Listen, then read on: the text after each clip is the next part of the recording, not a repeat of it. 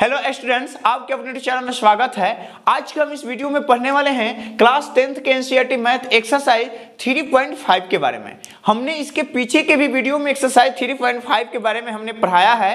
क्या पढ़ाया है उसमें कि क्वेश्चन नंबर 1 में एक्सरसाइज 3.5 में क्वेश्चन नंबर 1 में जितने भी क्वेश्चन थे सबको हमने ब्रजगुणन विधि से हल कराया है। अगर आपने उस वीडियो को नहीं देखा है तो जा करके देख लीजिए, हम डिस्क्रिप्शन में लिंक आपको दे देंगे, ठीक ना। लेकिन हम इस वीडियो में जो बात करने वाले हैं क्वेश्चन नंबर 2 से आगे जितने क्वेश्चन हैं हम सबके बारे में बात करेंगे।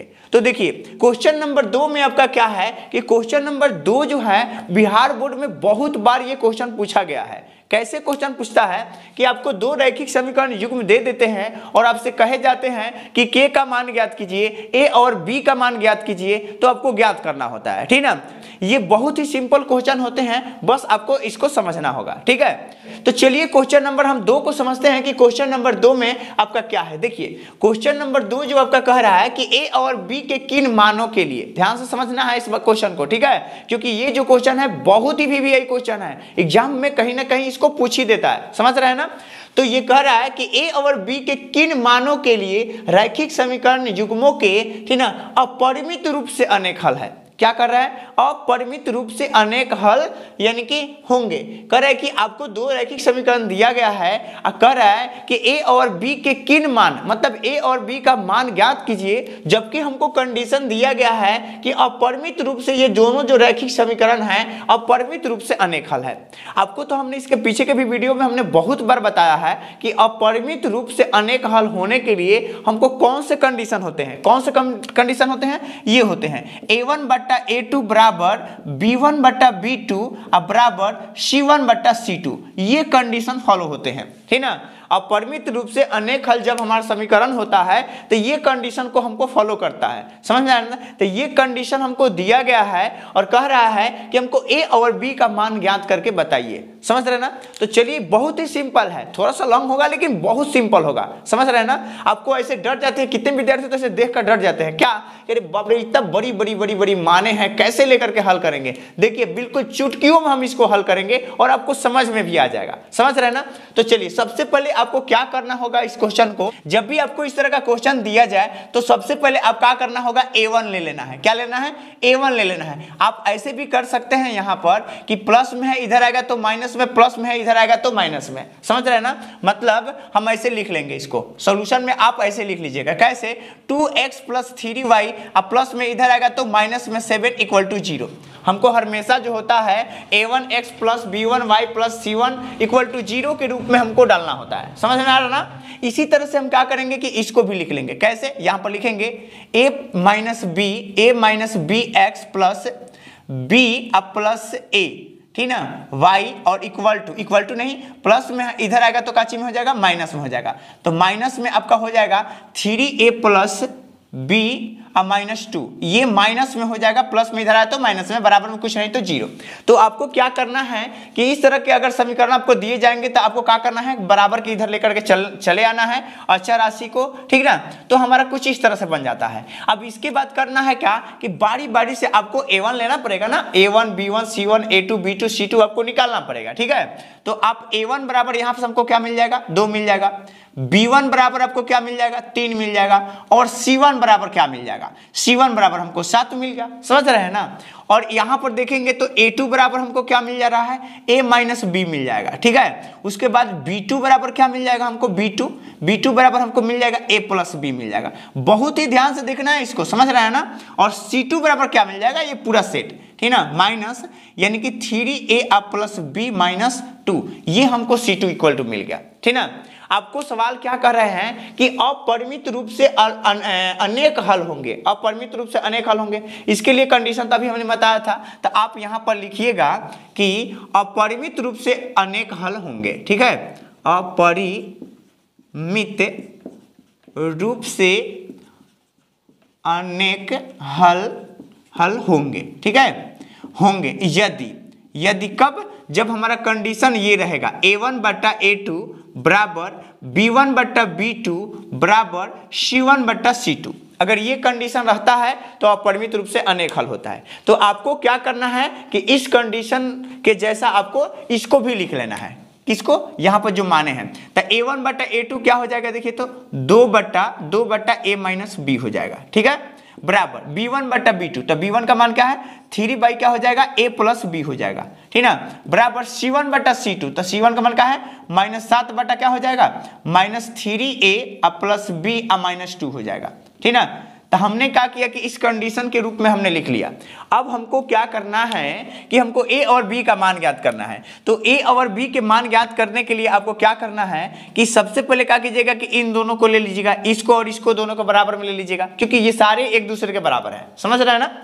तो इसको बराबर ले लीजिएगा, ठीक ना, और नहीं तो इसको बराबर लीजिएगा, ठीक ना, और नहीं तो ये इसके बराबर ले लीजिएगा, ठीक है। किसी मैंने दो को लेकर के और आपको दो समीकरण ज्ञात करने हैं, समझ रहे हैं ना। दो समीकरण ज्ञात कीजिएगा फिर तो हमारा काम बन जाएगा, बहुत आसान बन जाएगा। देखिए बहुत ही सिंपल होते हैं इस तरह का क्वेश्चन, आप घबराइएगा नहीं, ठीक ना, बहुत सिंपल होते हैं। हम क्या करेंगे, एक बार इस दोनों को ले लेंगे, ठीक ना, फिर इसको लेकर के हल करेंगे, ठीक ना, इस एक बार क्या करेंगे इन दोनों को लेकर के हल करेंगे, हमारा ए बी का मान ऑटोमेटिक आ जाएगा। कैसे आएगा देखिए, तो हम यहाँ पर क्या करते हैं लिख लेते हैं यहाँ पर, ठीक ना, कि 2 बटा a minus B equal to 3 बटा a प्लस b। हम इन दोनों को बराबर में लेते हैं। तो बराबर में लेने के बाद एक बार हल करके देखते हैं कि क्या होता है। तो इसको क्रॉस मल्टीप्लाई कीजिए, तो इसको इसमें क्रॉस मल्टीप्लाई करेंगे तो कितना होगा 2 इंटू क्या हो जाएगा 2 इंटू a प्लस b, ठीक ना, इक्वल टू इसको इसमें गुना करेंगे तो 3 इंटू हो जाएगा a माइनस b हो जाएगा। जब हम बारी बारी से इसमें गुना करेंगे तो क्या हो जाएगा 2a प्लस 2b हो जाएगा, 2b इक्वल टू ये हो जाएगा 3a माइनस 3b हो जाएगा, समझ रहे हैं ना। इसके बाद क्या करेंगे कि सबको इधर लेकर के आ जाते हैं, या फिर ऐसे भी कर सकते हैं आपके a वाले को एक तरफ और b वाले को एक तरफ भी कर सकते हैं, समझ रहे हैं ना। तो चलिए हम क्या करते हैं यहाँ पर कि a को एक तरफ और b को एक तरफ कर लेते हैं। तो ये प्लस में इधर आएगा तो माइनस में हो जाएगा, तो यहाँ पर हो जाएगा 2a और प्लस में इधर आए तो माइनस में 3a, बराबर माइनस में 3b पहले से इधर है तो प्लस में इधर आएगा तो भाई माइनस में 2b हो गया, क्या हो गया 2b हो गया। अब जब हम इसको घटाएंगे तब माइनस में a आएगा, देखिए 2 में से 3 घटाएंगे तो माइनस में a आएगा, और ये जब माइनस में इसको जोड़ना पड़ेगा ना यहाँ पर तब माइनस 5b हो जाएगा, और माइनस से माइनस कैंसिल हो जाएगा तो a बराबर हमारा यहाँ पर क्या निकल करके आ गया 5b निकल करके आ गया, समझ रहे हैं ना।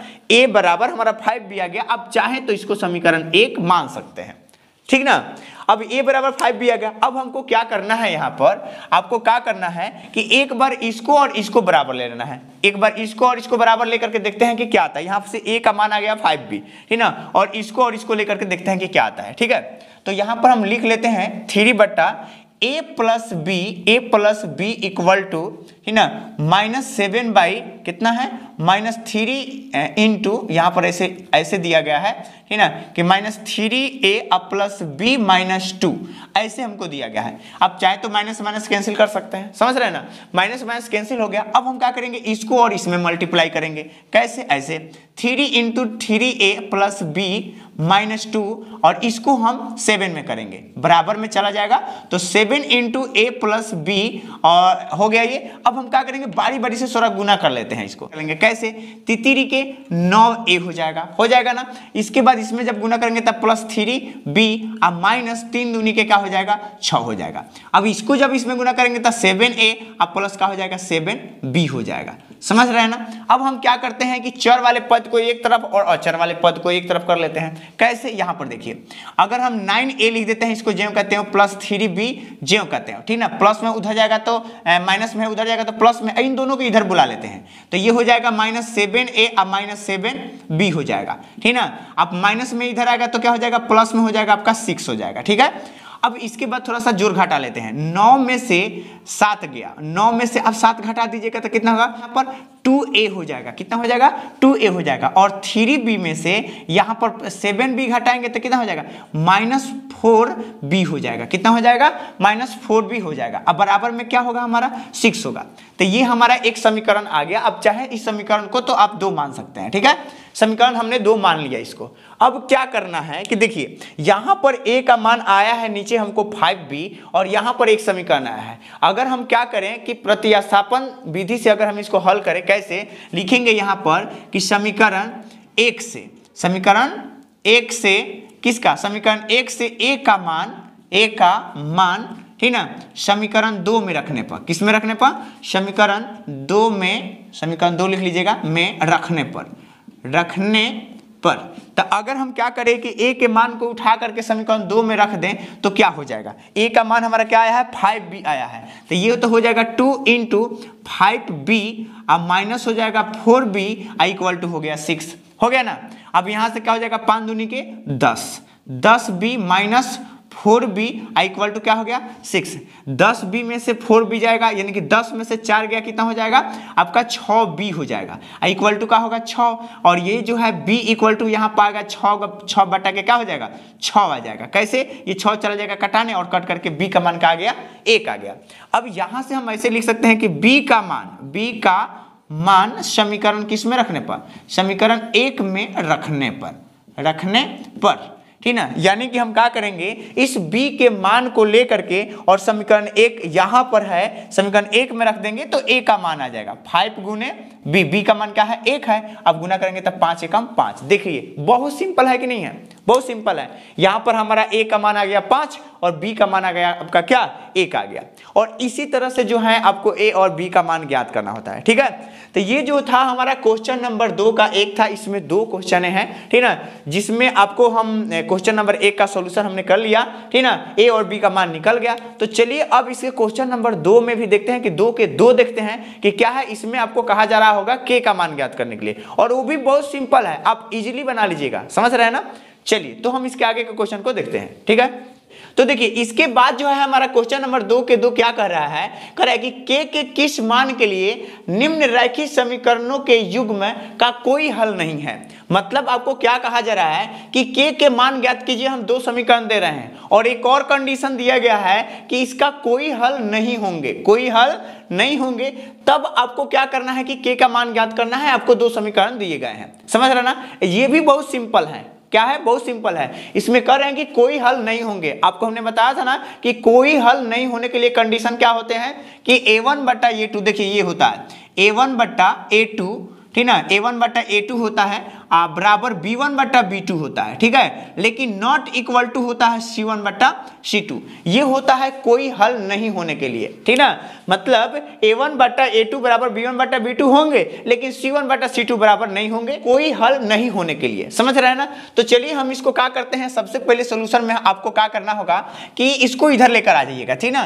3x प्लस वाई, अब प्लस में इधर आएगा तो माइनस में 1, बराबर में कुछ नहीं तो 0, आपको इस तरह से ले लेना है, ठीक ना। इसके बाद सेम टू सेम इसको इसी तरह करना है, जो है क्वेश्चन को पहले लिख लेते हैं इधर, ठीक ना। लिखेंगे 2k minus 1 into X plus k minus 1 into Y, इसके बाद है प्लस में इधर आएगा तो माइनस में हो जाएगा 2k प्लस 1, अब बराबर में कुछ नहीं तो 0।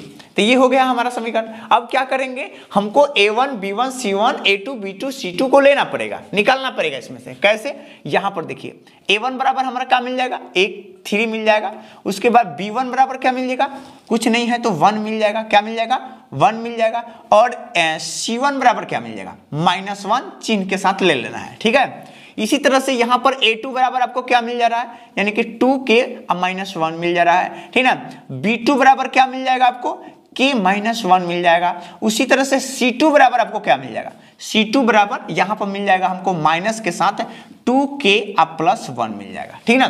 तो ये हमने क्या किया कि a1 b1 c1 a2 b2 c2 को लिख लिया। हमको क्या कह रहा है, कंडीशन कह रहा है कि कोई हल नहीं होंगे, ठीक ना। लिखेंगे कोई हल नहीं होंगे यदि क्या, यदि हमारा ये कंडीशन रहेगा a1 बटा a2 बराबर b1 बटा b2 और नॉट इक्वल टू c1 बटा c2, कोई हल नहीं होगा, ठीक ना। तो हम इसको क्या करते हैं कि इस नियम में लिख लेते हैं इसको, ठीक ना। तो लिख लेते हैं 3 बटा a1 बटा a2, मतलब 3 बटा क्या हो जाएगा 2k -1 हो जाएगा, समझ रहे हैं ना। उसी तरह से जाएगा बराबर b1 बटा b2, मतलब 1 बटा k -1 होगा, और नॉट इक्वल टू c1 बटा c2 -1 अब बटा में हो जाएगा -2k प्लस 1 हो जाएगा, ठीक है। अब ये माइनस से माइनस कैंसिल हो जाएगा, ये नॉट इक्वल टू कह रहा है, ठीक है। अब यहाँ पर ध्यान से देखिए क्या कर रहा है, ये दोनों एक दूसरे के बराबर है, लेकिन ये तीसरा जो है इन दोनों के बराबर नहीं है। समझ रहे हैं ना, इसका मतलब यही होता है। इसका मतलब हम इन दोनों को बराबर में लेंगे और फिर हल करेंगे, बिल्कुल के का मान आ जाएगा, ठीक ना। इसको नहीं लेंगे क्योंकि ये बराबर नहीं है इन दोनों को, ठीक है। तो हम चलिए यहाँ पर इन दोनों को लेकर के हल कर लेते हैं, ठीक ना। कैसे हो जाएगा 3/2k-1 इक्वल टू ये हो जाएगा 1/k-1। अब इसको थोड़ा सा मल्टीप्लाई कर लेते हैं ऐसे ऐसे, ठीक ना। तो जब मल्टीप्लाई करेंगे तो हो जाएगा 3 × k-1, ये हो जाएगा आपका 2k-1, क्योंकि एक में किसी भी चीज से गुना करते हैं तो उतना ही हो जाता है, ठीक है। अब इसको क्या कीजिए, थोड़ा सा गुना कर लीजिए, तो 3k- क्या हो जाएगा, 3 गुना कर लिए और ये हो जाएगा 2k-1 हो गया, ठीक ना। अब इसके बाद आपको क्या करना है, थोड़ा सा इसको मिटा लिया जाए, ठीक ना। अब इसको क्या करते हैं, k वाले को एक तरफ, अब अंक वाले को एक तरफ कर लेते हैं। तो यहाँ पर जो है हमारा क्या हो जाएगा, 3k, अब प्लस में है, इधर आएगा तो माइनस में हो जाएगा 2k, इक्वल टू यहाँ पर पहले से -1 है, ठीक है, और माइनस में है, ये 3 उधर जाएगा तो प्लस में हो जाएगा, 3। अब बताइए 3k में से 2k जाएगा तो केवल k बचेगा ना। अब इसके बाद 3 में से 1 गया, 3 में से 1 गया तो कितना हो जाएगा, 2। देखिए हमारा k का मान आ गया 2, और इसी तरह से सवाल कहा जाता था, ठीक ना। इस तरह के क्वेश्चन ना आपके एग्जाम में कहीं ना कहीं पूछ ही देता है, ठीक ना। इसलिए k के मान ज्ञात करने के लिए आप सीख लीजिएगा, ये बहुत ही सिंपल होते हैं, आप जरूर सीखे होंगे, हम उम्मीद करते हैं, ठीक है। तो चलिए इसके बाद के क्वेश्चन को भी देख लेते हैं कि इसके बाद का क्वेश्चन आपका क्या कह रहा है, ठीक है। देखिए इसके बाद का जो क्वेश्चन है आपका, इसके बाद का क्वेश्चन नंबर 3। क्वेश्चन नंबर 3 में आपका क्या है, कर रहा है क्वेश्चन कि निम्न रैखिक समीकरण के युग्मों को प्रतिस्थापन विधि और ब्रजगुणन विधि दोनों का प्रयोग करके हल कीजिए, और किस विधि को आप अच्छे मानते हैं, मतलब उपयुक्त मानते हैं, इस विधि को बताना है। हमने आपके इसके पीछे के वीडियो यानी कि एक्सरसाइज 3.4 में प्रतिस्थापन विधि को आपको बहुत अच्छे तरह से हम समझाए हैं, और इसी एक्सरसाइज में क्वेश्चन नंबर 1 में जितने भी क्वेश्चन थे, एक्सरसाइज 3.5 में जितने भी क्वेश्चन थे आपको ब्रजगुणन विधि से बताया गया है, ठीक ना। तो हम सबसे पहले प्रतिस्थापन विधि को बताएंगे। अगर जो विद्यार्थी प्रतिस्थापन विधि नहीं जानते हैं तो चलिए यहाँ पर हम आपको फिर से एक बार और सिखा देते हैं। तो प्रतिस्थापन विधि में क्या किया जाता है कि सबसे पहले आपको हम ये बताए थे कि इन दोनों समीकरणों में जो समीकरण आपको अच्छा लगे, जो आपको सहूलियत लगे, उसको लेना है और एक्स वाई का मान ज्ञात करके उसको अगले समीकरण में रखना है। कैसे, देखिए मैं बताता हूँ। इस तरह के समीकरण को क्या करते हैं, सबसे पहले हम क्या करते हैं, सॉल्यूशन में समीकरण हम एक ले लेंगे, लिख लेंगे, यानी कि 8x + 5y, 8x + 5y equal to कितना, 9। इसको ले लीजिएगा समीकरण एक, बहुत सिंपल होता है ये, ठीक ना। ये हो गया 3x + 2y और इक्वल टू क्या, 4। हम बना रहे हैं प्रतिस्थापन विधि, याद रखना, आप यहां पर लिख लीजिएगा ऊपर कि प्रतिस्थापन विधि से, समझ रहे हैं ना। हमने क्या किया, एक को एक समीकरण एक ले लीजिए, दूसरा को समीकरण 2 ले लीजिए। आपको क्या करना है, किसी एक समीकरण को लेकर के चलना है। जैसे मान लीजिए कि हम समीकरण 1 लेकर के चल रहे हैं, ठीक ना, तो यहाँ पर लिखेंगे हम समीकरण 1 से, समीकरण 1 से। तो जब समीकरण 1 लेंगे तो क्या है, देख लीजिए, यानी कि 8x + 5y इक्वल टू क्या है, 9 है। अब प्लस में इधर आएगा तो माइनस में हो जाएगा ना, तो यहाँ से अगर हम y का मान निकालना चाहें तो 9 माइनस क्या हो जाएगा, 8x, अब बट्टा 5 आ जाएगा इसके बट्टा में, और इसको ले लेते हैं समीकरण 3 ले लेते हैं। आपको ये इसी तरह से करना होता है, ठीक ना, कि अगर जो समीकरण आप लीजिएगा तो मन करेगा तो x का मान निकले, मन करेगा तो y का मान निकले, और जो x और y का मान आ रहा है उसको हम अगले समीकरण में रखते हैं। अगर समीकरण 1 से चले हैं तो जो x और y का मान आएगा उसको समीकरण 2 में रखेंगे, और इसी तरह से प्रतिस्थापन बनाते हैं, ठीक ना। तो चलिए हम y का मान को कहाँ रख लेते हैं, समीकरण 1 में रख लेते हैं, 2 में रख लेते हैं। तो यहाँ पर लिखेंगे कि y का मान समीकरण किस में रखने पर, समीकरण 2 में रखने पर, ठीक है, समीकरण 2 में रख देंगे। तो ये हो जाएगा हमारा 3x + 2y। तो y का मान क्या है, पूरा देख लीजिए, यहाँ पर आपका 9 - 8x बट्टा 5 है। हमने क्या किया, रख दिया, पूरा सेट को लेकर के y के बगल में रख लिया, y के पास रख लिया। उसके बाद यहाँ पर हो गया आपका 4 हो गया ना। अब हम क्या करेंगे, इसको थोड़ा सा गुना कर लेंगे। कैसे, इसको ज्यों का त्यों लिख लीजिए, ठीक ना। यहाँ पर 3x, इसके बाटा में कुछ नहीं है तो 1 है, इसके बाटा में 5 है, यहाँ पर दे सकते हैं ऐसे, ठीक ना। और प्लस हो जाएगा क्या, 9 दूनी के 18, 9 दूनी 18 माइनस 8 दूनी 16, ये हो जाएगा 16x, ठीक ना। अब बाटा में इसके क्या है, 5 है, अब बराबर में क्या है, 4 है। आप चाहे तो इन दोनों का एलसीएम ले लीजिए, ठीक ना। जब दोनों का एलसीएम लेंगे 5 और 1 का तो 5 होगा और ये हो जाएगा 5 3 के 15x और प्लस ये होगा आपका 18 माइनस 16x। मैं यहाँ पर सिर्फ बटा का जोड़ ही किया हूँ, आप तो सीखे हैं ना बटा का जोड़, कर लीजिएगा, ठीक ना। अब हम क्या करेंगे 16, यहाँ पर देखिएगा 15x में से 16x जाएगा तो माइनस एगो x होगा ना। तो यहाँ पर लिखेंगे माइनस x और प्लस और इसको क्या करते हैं कि यहाँ पर लिख देते हैं 18 इक्वल टू, इसको क्या करते हैं इसमें गुना कर देते हैं, तब 5 का 20 हो जाएगा, 20 हो गया ना। अब प्लस में उधर जाएगा तो माइनस में हो जाएगा, तो यहाँ पर x बराबर हो जाएगा माइनस x बराबर 20 माइनस के 18 हो जाएगा, ठीक ना। और x बराबर अगर हम यहाँ से निकालें तो x बराबर हो जाएगा 20 में से 18 गया माइनस 2 आ गया, मतलब x का मान हमारा कितना आ गया यहाँ पर 2 आ गया। अब क्या करेंगे कि इस x के मान को लेकर के हम समीकरण 3 में रख देंगे तो हमारा y का मान आ जाएगा। कैसे देखिए यहाँ पर, ठीक ना। हम क्या करेंगे यहाँ पर लिखेंगे कि x का मान समीकरण किस में रखने पर, समीकरण 3 में, यहाँ पर है आपका समीकरण 3, ठीक ना, समीकरण 3 में रखने पर, ठीक है, रखने पर। तो समीकरण 3 है यहाँ पर, तो लिखेंगे y इक्वल टू 9 माइनस 8 गुने x, तो x का मान क्या है -2 है, ठीक ना। तो यहाँ पर लिखेंगे -2 और बट्टा क्या है 5 है। यहाँ से थोड़ा सा इसको हल कर लेते हैं, 9 माइनस 8 दूनी के 16 प्लस 16 हो जाएगा, माइनस में प्लस 16 अब बट्टा 5, ठीक ना। 16 गो अब 9 गो कितना होता है 25 गो होता है, और 25 बट्टा के 5 और ये कट करके कितना हो जाएगा 50, ठीक ना। अतः यहाँ पर हमारा x का मान आ गया है कितना -2 और y का मान कितना आ गया है हमारा 5, और यही आपका आंसर होगा, ठीक ना। तो ये तो हो गया हमारा प्रतिस्थापन विधि से, लेकिन इसी सवाल में कह रहा है कि प्रतिस्थापन से भी हल कीजिए और ब्रजगुणन से भी हल कीजिए, समझ रहे हैं ना। तो चलिए अब इसके बाद हम थोड़ा ब्रजगुणन को भी देख लेते हैं कि ब्रजगुणन किस तरह से हल करते हैं। अगर आप ब्रजगुणन नहीं सीखे हैं तो बिल्कुल फिर से आप सीख लीजिएगा। चलिए यहाँ पर लिखेंगे ब्रजगुणन विधि से, ठीक है ना, समझ रहे हैं ना। तो इस ब्रजगुणन विधि में आपको क्या करना है कि सबसे पहले इन दोनों समीकरणों को लिख लेना है। हमारा समीकरण क्या है 8x अब प्लस 5y है, ठीक ना, और प्लस में इधर आएगा तो माइनस में हो जाएगा ना, तो हम इसको इधर ले लेते हैं -9 इक्वल टू 0, समझ रहे हैं ना। और इसी तरह से दूसरा का समीकरण को भी हम इस तरह 3x अब प्लस 2y अब प्लस में है इधर आएगा तो आपका क्या हो जाएगा -4 इक्वल टू 0। ब्रजगुणन विधि में इन दोनों समीकरणों को क्या करना है, बराबर के इधर जो है अचर पद उसको ले लेना है। लेने के बाद आपको क्या करना है, यहाँ से आपको a1 निकालना है, तो a1 का मान क्या हो जाएगा 8 हो जाएगा, और b1 का मान क्या हो जाएगा, b1 का मान 5 हो जाएगा, और c1 का मान आपका क्या हो जाएगा -9 हो जाएगा, समझ रहे हैं ना। और a2 का मान यहाँ पर क्या हो जाएगा, a2 का मान आपका 2 हो जाएगा, और b2 का मान आपका क्या हो जाएगा, b2 का मान आपका 2 हो जाएगा, ठीक ना। a2 का मान आपका यहाँ पर 3 होगा, 2 नहीं होगा, a2 का मान आपका क्या होगा 3, और b2 का मान आपका 2 हो जाएगा, और यहाँ पर c2 का मान आपका हो जाएगा -4, समझ रहे हैं ना। अब क्या करेंगे, यहाँ पर ब्रजगुणन सूत्र लगाएंगे, ठीक ना। तो देखिए हमारा जो ब्रजगुणन सूत्र होता है यही होता है कि x बटा b1 c2 minus b2 c1। कैसे, यहाँ पर देखिए अगर हमको x के लिए लिखना होगा, x के लिए तो हम इसको बंद कर देंगे।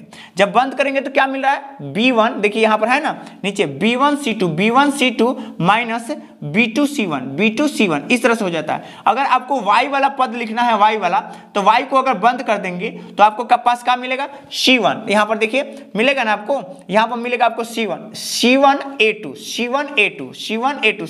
a2 माइनस आपको हो जाएगा फिर c2 a1। तो यहाँ पर इस तरह से लिखते हैं, और इसी तरह से आपको एक वाला लिखना होता है तो इसको बंद कर देंगे, तो इस तरह से क्रॉस करके आप लिख सकते हैं। अब ये जितने भी a1 b1 c1 जो है इनको ले करके हम इस सूत्र में रख देंगे, और रखने के बाद हमारा x और y का मान आ जाएगा। देखिए कैसे, मैं यहाँ पर रख देता हूँ, ठीक ना। कैसे, यहाँ पर देखिए x बटा हमारे पास क्या है b1 है, b1 का मान क्या है 5 है, तो आप 5 गुने और उसके बाद c2, तो c2 का मान क्या है -4, तो ये हो जाएगा -4, माइनस बीच में रहेगा, ठीक है। इसके बाद है आपका b2 c1 है, तो b2 का मान क्या है आप देख लीजिए, यहाँ पर b2 का मान 2 है, और गुने उसके बाद c1, तो c1 का मान क्या है आपके पास -9 है, ठीक है, बराबर। इसी तरह से आप y के लिए भी लिख लीजिएगा c1 a2, तो c1 का मान क्या है -9 है, और उसके बाद a2 का मान देखिए क्या है 3 है, ठीक है, माइनस इसके बाद है c2 a1, तो c2 का मान क्या है -4 है, और इसके बाद a1 का मान क्या है, a1 का मान यहाँ पर है 8 है, ठीक ना। और इसी तरह से हो जाएगा आपका 1 बटा, तो 1 बटा क्या हो जाएगा a1 b2, क्या है a1 b2, तो a1 का मान क्या है 8 है और b2 का मान क्या है, b2 का मान 2 है, ठीक ना, माइनस इसी तरह से हो जाएगा a2 b1, तो a2 का मान क्या है देखिए 3 है, 3 और इसके बाद क्या है इसके बाद b1, तब b1 का मान आपके पास क्या है 5 है, ठीक ना। तो हमने क्या किया कि सूत्र पर इस सारे मानों को लेकर के रख दिया। अब इसके बाद आपको क्या करना है, थोड़ा सा इन सबको गुना करना है, ठीक ना। क्या करना है, गुना करके के थोड़ा सा घटा लीजिए। कैसे, यहाँ पर देखिए x बटा आपको क्या हो जाएगा कि अगर हम इसको गुना करेंगे तो क्या हो जाएगा 5 चौका 20 माइनस 20 हो जाएगा, क्या हो जाएगा माइनस 20 और ये हो जाएगा आपका माइनस, ये माइनस और माइनस प्लस हो जाएगा, तो ये हो जाएगा आपका प्लस 9 दूनी के कितना हो जाएगा 18 हो जाएगा, ठीक है, बराबर। इसके बाद इसको थोड़ा गुना कर 9 3 के 27 हो जाएगा, क्या हो जाएगा y बट्टा ये हो जाएगा आपका माइनस 27 हो जाएगा, ठीक है, माइनस 27 और ये माइनस किसको क्या कर देगा प्लस कर देगा, तो प्लस लिख लीजिएगा।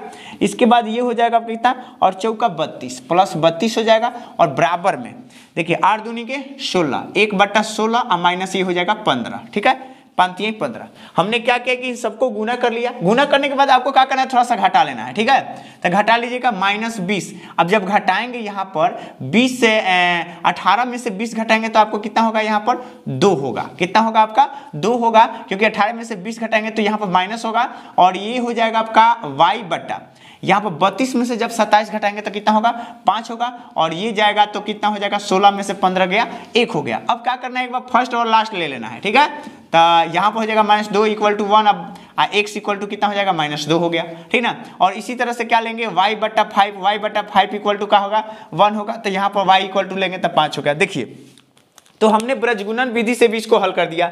जब हमने प्रतिस्थापन विधि से किया हल तो x का मान कितना आया -2 आया और यहाँ पर भी x का मान -2 आ गया ब्रजगुणन से, ठीक ना। और y का मान कितना आया था 5 आया था और यहाँ पर y का मान 5 आ गया, ठीक ना। तो इसी तरह से प्रतिस्थापन और ब्रजगुणन विधि से हल हम करते हैं, ठीक ना। तो क्वेश्चन नंबर 3 को हम पूरा किए, ठीक ना। अब इसके बाद का जो क्वेश्चन है हम अगले वीडियो में आप लोगों को लेकर के आएंगे। जितने भी क्वेश्चन होंगे सभी क्वेश्चन को लेकर के आएंगे इसके आगे के वीडियो में, ठीक ना। तब तक के लिए हम इतना ही रहने